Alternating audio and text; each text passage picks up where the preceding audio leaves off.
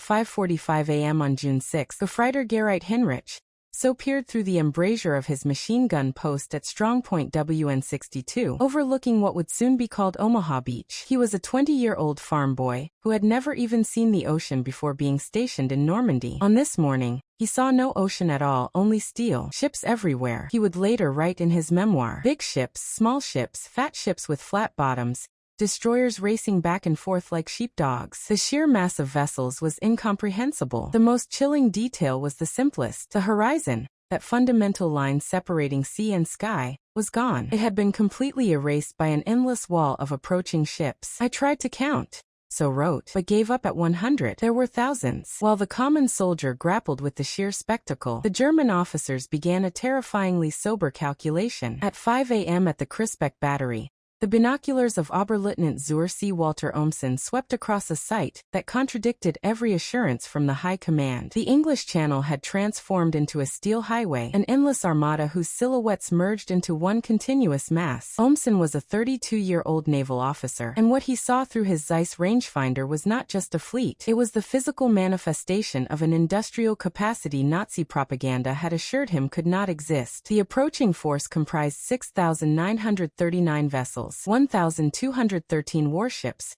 4,126 landing craft, and over 1,600 support vessels. This was not a battle to be won with courage or tactics. For the first German defender to sight and engage the invasion of Fortress Europe, the mathematics of defeat were sailing toward him at 8 knots. This dawning catastrophe was met with a leadership vacuum. At Army Group B headquarters, 50 miles from the coast, Lieutenant General Hans Spittel, Chief of Staff to Field Marshal Erwin Rommel, monitored increasingly disturbing reports. But Rommel himself was absent, away in Germany to celebrate his wife's birthday. He was utterly convinced that the poor weather made any invasion attempt impossible. This belief in the storm's protection created a fatal complacency throughout the high command. As Spittel watched the chaos unfold from a distance, the first reports of the invasion arrived at 1:20 a.m. The 7th Army was notified of massive parachute drops across Normandy, as over 13,000 men from the 82nd and 101st Airborne Divisions were delivered by C-47 Skytrans. While veteran commanders on the ground understood the immediate gravity of the situation, the highest levels of command were either absent or acting on the flawed assumption that they were safe, for now. At 5:30 a.m.,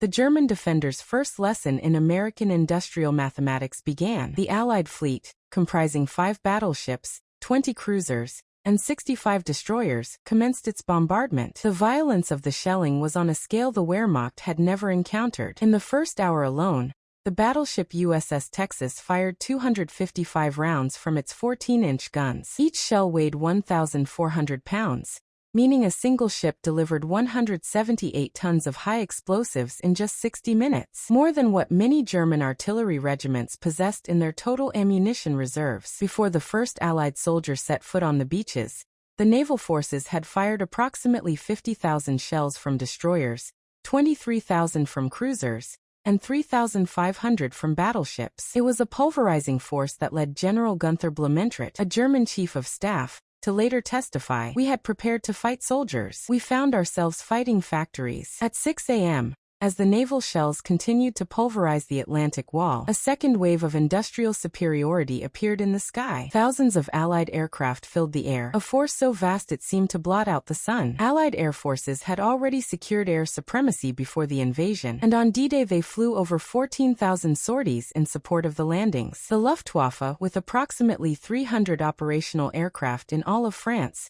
managed only 319 sorties in response. For every German plane in the air, there were 46 Allied aircraft, a mathematical absurdity. This complete impotence was perfectly symbolized by the famous actions of Major Joseph Pips Priller. Leading the only Luftwaffe attack on the invasion beaches that morning, he and his wingman, Heinz Wudersick, strafe-soared beach once before fleeing from dozens of Allied fighters. This single, fleeting pass by 2 planes was the sum of the German aerial response against the might of the Allied air forces. Despite the overwhelming firepower, German defenders at certain positions initially believed they might hold. At Omaha Beach, the 352nd Infantry Division occupied excellent defensive positions on bluffs, creating interlocking fields of fire. As the first waves of American infantry hit the beach at 6:30 a.m., They walked into a slaughter. Machine gunner Henrich so watched American soldiers fall by the hundreds as the beach turned red with blood. For a brief, desperate moment, it seemed the Atlantic wall might hold. Then the destroyers came. At approximately 8 a.m., with the situation critical,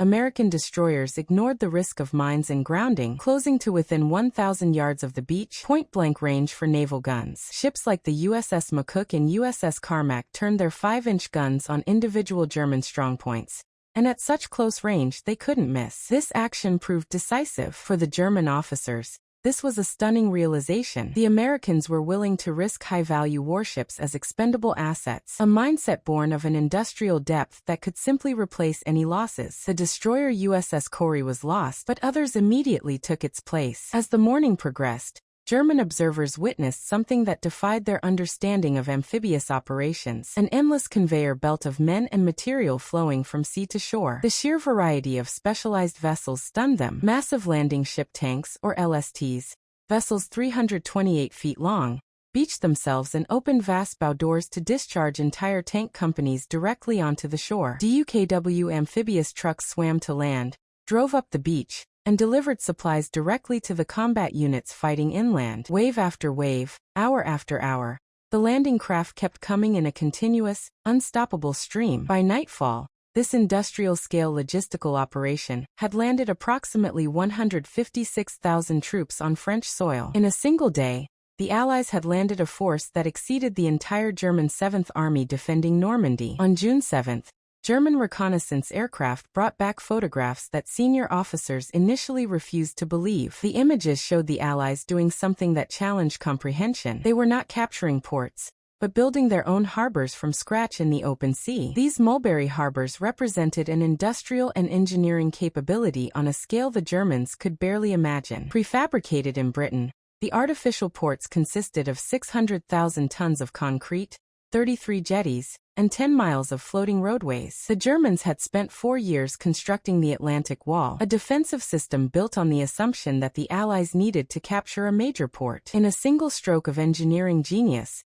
the Allies had simply eliminated that requirement entirely, rendering years of German strategic planning obsolete. It was a profound intellectual shock, proving that the Allies were not just outproducing the Germans, they were outthinking them on a level they hadn't even considered. Throughout June, German commanders began to realize the full extent of their intelligence failure. The physical invasion had been preceded by a brilliant strategic deception, Operation Fortitude. This elaborate plan convinced German intelligence that the Normandy landings were merely a feint, a diversionary attack designed to draw forces away from the true target. The Germans were led to believe the real invasion would come at Pas-de-Calais, spearheaded by the fictitious 1st United States Army Group, a phantom army supposedly under the command of General George Patton. The deception was so effective that for crucial weeks after D-Day, elite German panzer reserves remained frozen, held back to defend against a ghost army that would never come. It was a complete strategic humiliation. The German military was not just being outproduced and outfought, it was being comprehensively outwitted,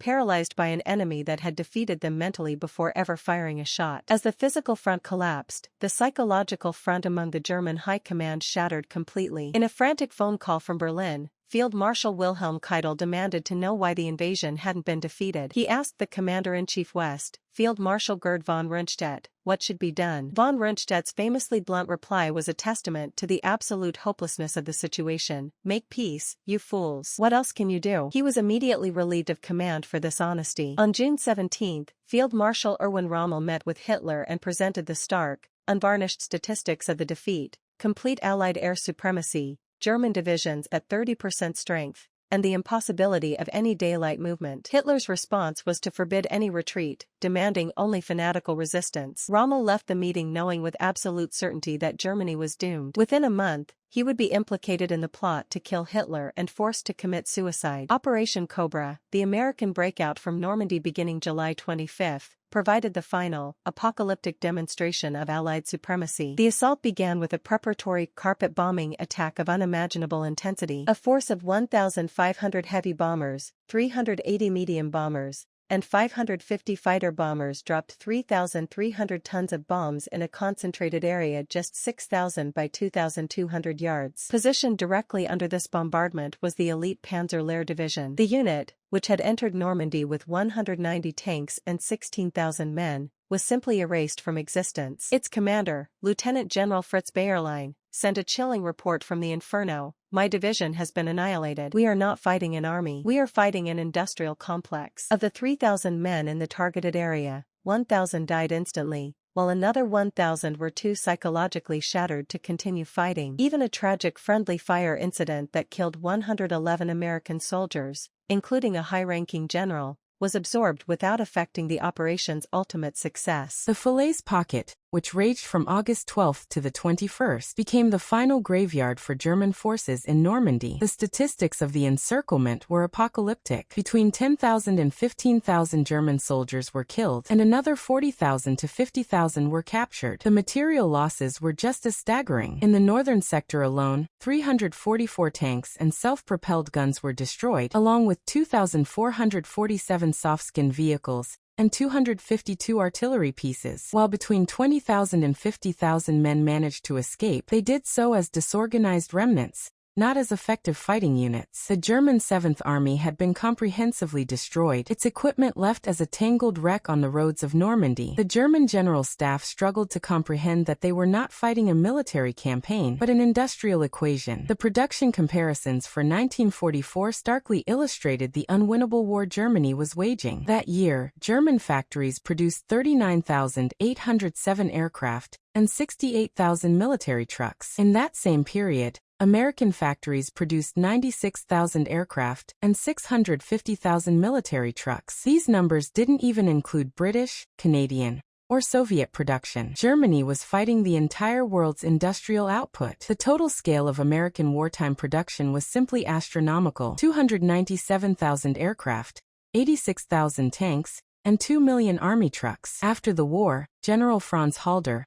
former chief of the German General Staff, calculated that by 1944, the overall Allied advantage in war production was approximately 5-1, and in crucial categories like trucks, it was 10-1. His final analysis was chilling. "We were not defeated," he concluded. "We were mathematically eliminated." The German officers who survived Normandy were psychologically transformed. They had witnessed not just a military defeat, but the complete invalidation of the Nazi ideology that had shaped their worldview. Young officers, in particular, who had grown up under Nazism, were deeply affected. They had been indoctrinated with propaganda telling them that Americans were soft, spoiled by luxury, and unable to fight. Instead, they discovered an enemy that used machines to do the hard work, radios to coordinate with precision, and had the confidence that came from unlimited logistical support. This brutal confrontation with reality was more than just a loss on the battlefield. It was the shattering of their entire belief system. Defeat was one thing, but the complete invalidation of their worldview was another. For many,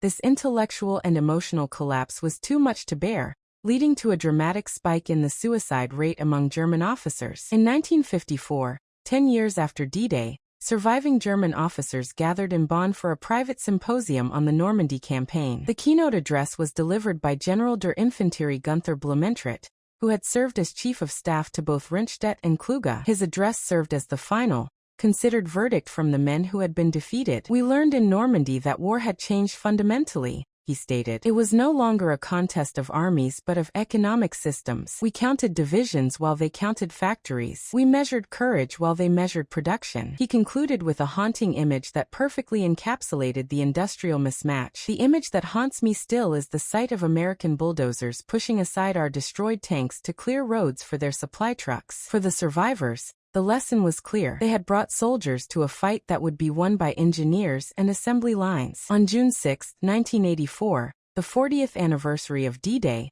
the story came full circle. Walter Ohmsen, the former Oberleutnant zur See, now 73 years old, returned to the Crisbeck battery as an honored guest. He stood at the same reinforced concrete observation post where he had first sighted the impossible armada 4 decades earlier. Speaking to a gathered crowd of veterans from both sides, he reflected on the moment that had changed his life. 40 years ago, I stood here and saw the impossible. I knew in that moment that everything I had been told was wrong. Weak nations don't build 7,000 ships. Divided nations don't coordinate such an invasion. He recalled the actions of his gun crews, who had fought bravely and managed to sink one American destroyer. "I fired my guns at that armada," he said, "and I might as well have been throwing stones at the tide." His words provided the ultimate emotional catharsis, the personal testimony of the first man to witness the end of an era.